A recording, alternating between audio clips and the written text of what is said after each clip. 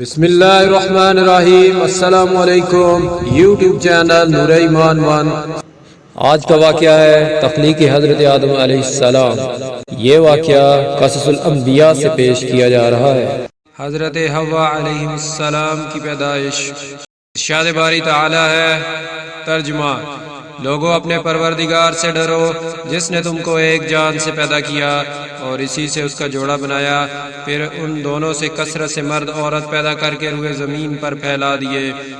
اور اللہ سے ڈرو جس کے نام کو تم اپنی حاجت براری کا ذریعہ بناتے ہو، اور قطع رحمی سے بچو، کچھ شک نہیں کہ اللہ تمہیں دیکھ رہا ہے۔ سورہ نساء۔ سورۃ الاعراف میں مزید وضاحت کرتے ہوئے فرمایا، ترجمہ: وہ اللہ ہی تو ہے جس نے تم کو ایک شخص سے پیدا کیا اور اس سے اس کا ایک جوڑا بنایا تاکہ وہ اس سے راحت حاصل کرے۔ محمد بن اسحاق رحمۃ اللہ علیہ نے حضرت عبداللہ بن عباس رضی اللہ تعالی عنہ کی روایت سے ذکر کیا کہ حوا علیہ السلام کو آدم علیہ السلام کی بائیں طرف کی چھوٹی پسلی سے پیدا کیا گیا، جبکہ آپ علیہ السلام سو رہے تھے اور پسلی کی جگہ کو گوشت سے بھر دیا گیا۔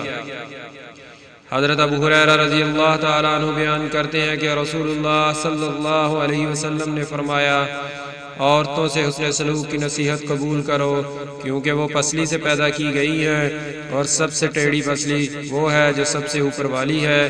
اگر تو اس پسلی کو سیدھا کرنا چاہے تو اسے توڑ بیٹھے گا، اور اگر اسے چھوڑ دے گا تو ٹیڑھی رہے گی۔ اس لیے عورتوں سے حسن سلوک کی نصیحت قبول کرو، یعنی میں تمہیں نصیحت کرتا ہوں کہ عورتوں سے نرمی اور حسن سلوک کا برتاؤ کرو۔ امام سعدی رحمۃ اللہ علیہ نے حضرت عبداللہ بن عباس، حضرت عبداللہ بن مسعود اور دیگر صحابہ رضی اللہ عنہما سے روایت کیا کہ انہوں نے فرمایا، ابلیس کو جنت سے نکال دیا گیا اور آدم علیہ السلام کو وہاں آباد کیا گیا۔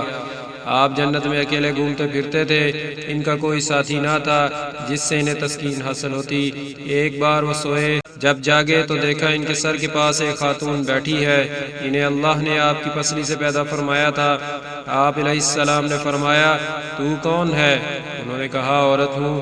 فرمایا، تجھے کس لیے پیدا کیا گیا؟ کہا، تاکہ آپ مجھ سے تسکین حاصل کریں۔ فرشتوں نے جو آدم علیہ السلام کے علم کی وسعت معلوم کرنا چاہتے تھے کہا، آدم، اس کا نام کیا ہے؟ انہوں نے فرمایا، حوا۔ انہوں نے کہا، اس کا نام حوا کیوں ہے؟ فرمایا، کیونکہ وہ ایک زندہ وجود سے پیدا کی گئی ہیں۔